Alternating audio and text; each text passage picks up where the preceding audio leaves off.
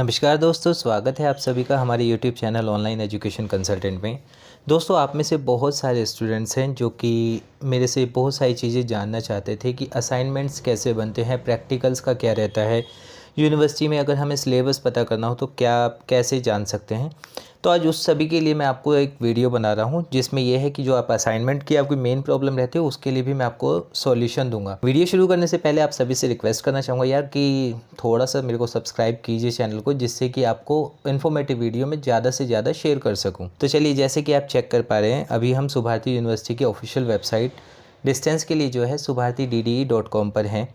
यहाँ पे देखिए, सबसे पहले तो टॉप राइट साइड में अगर आप देखेंगे तो ये स्टूडेंट लॉगिन है। स्टूडेंट लॉगिन वैसे तो ये है कि जब आप एडमिशन लेते हैं तो आप सभी को पता होता है कि यहाँ पर आपको अपना एनरोल नंबर डालना है और यहाँ पर डेट ऑफ बर्थ सेलेक्ट करके आप लॉगिन कर लेते हैं, जिससे कि आपको एक स्टूडेंट लॉगिन आपको शो हो जाता है। मैं ये लॉगिन नहीं कर रहा हूँ, सिर्फ मैंने आपको बताया है। और यहाँ पर है एडमिन लॉगिन, जो कि ऑथराइज सेंटर्स होते हैं उनके लिए होता है, यूनिवर्सिटी के लिए होता है। अब हम बात करते हैं कोर्सेज़ के लिए कि यूनिवर्सिटी में कोर्सेज़ कौन कौन से, अगर आप ये जानना चाहते हैं तो यूनिवर्सिटी में ऑल कोर्सेज़ पर आकर आप चेक कर सकते हैं कि कौन कौन से कोर्सेज़ यूनिवर्सिटी प्रोवाइड करती है। यहाँ पर आपको ये देख सकते हैं आप, अगर हम करते हैं उस पर कि यहाँ पर कोर्सेज़ का नेम है, फिर उसके बाद एलिजिबिलिटी उसकी क्या है, उसके लिए टाइम कितना आपको दिया जाता है, मैक्सिमम और मिनिमम। और ये जो एनुअल फ़ीस है ये पर ईयर फ़ीस यहाँ पर है, जिसमें कि आपको एग्ज़ामिनेशन फ़ीस ऐड नहीं की गई है। इसके बाद बात करते हैं दोस्तों कि अगर हम आते हैं एडमिशन प्रोसीजर, अगर आपको जानना हो तो ये एकेडमिक के नीचे ही आप यहाँ पर जान सकते हैं credit transfer policy. Credit transfer policy के लिए बहुत सारे स्टूडेंट्स होते हैं जो कन्फ्यूज़ रहते हैं कि ये लीगल है या नहीं है, ये ऑथराइज़ होगा या नहीं। आप यहाँ पर आकर सारा पढ़ सकते हैं, पूरी तरह से ऑथराइज़ होता है, लीगल है और यूजीसी के नॉर्म्स के अकॉर्डिंग होता है, तो इसमें कोई वो गड़बड़ नहीं होती है। फिर लेटरल एंट्री फ़ी स्ट्रक्चर आप जानना चाहते हैं वो आप ऑलरेडी यहाँ पर भी है कि ये जान सकते हैं। रिफ़ंड पॉलिसी, सिलेबस बहुत होते हैं कि आप में से कई सारे लोग मेरे को कॉल्स करते हैं, कॉल्स करने के बाद वो इंक्वायरी करते हैं कि मेरे को बीए करना है, एमए करना है, और उसके बाद वो उसका सिलेबस जानना चाहते हैं। सिलेबस के लिए मैं आपको एक एग्जाम्पल दे देता हूँ। अगर आपको सपोज़ कोई मेरे को कॉल करके पूछना चाहता है कि बीकॉम करना है तो उसके लिए मेरे को क्या है, तो सिर्फ सिलेबस के आगे ही आपको कॉमर्स, यहाँ पर जैसे मैंने क्लिक किया है तो यहाँ पर आप बीकॉम या एमकॉम किसी भी सिलेबस को डाउनलोड कर सकते हैं। डाउनलोड करने के बाद वहाँ पर आपको एक पीडीएफ मिल जाता है जहाँ से आपको उसकी डिटेल्स मिल जाएगी। लास्ट में हम बात करते हैं अपने आज के मेन टॉपिक की, असाइनमेंट्स की।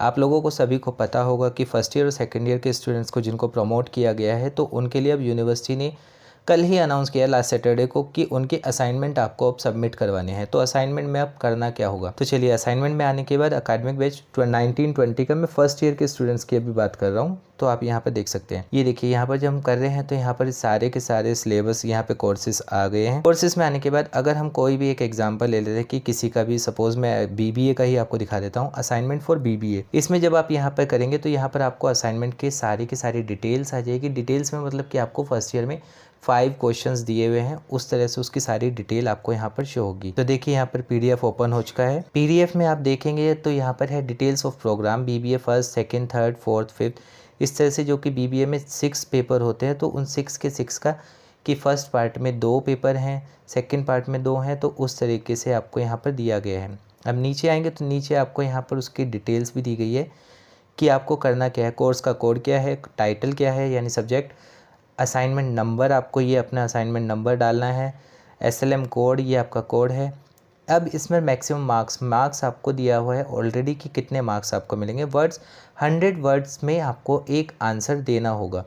तो सपोज़ जैसे कि पहला क्वेश्चन है व्हाट इज़ प्लानिंग, तो उसके लिए जो आप एक्सप्लेन करेंगे वो मिनिमम 100 वर्ड्स होगा और मैक्सिमम आप कितना भी कर सकते हैं। और इसके लिए एक और चीज़ है कि आप इसको हैंड रिटन A4 साइज़ के पेपर पर ही करेंगे, और अगर आप चाहें तो इसका प्रिंट आउट भी करके अगर आप देना चाहते हैं तो वो भी यूनिवर्सिटी में एक्सेप्टेबल होगा।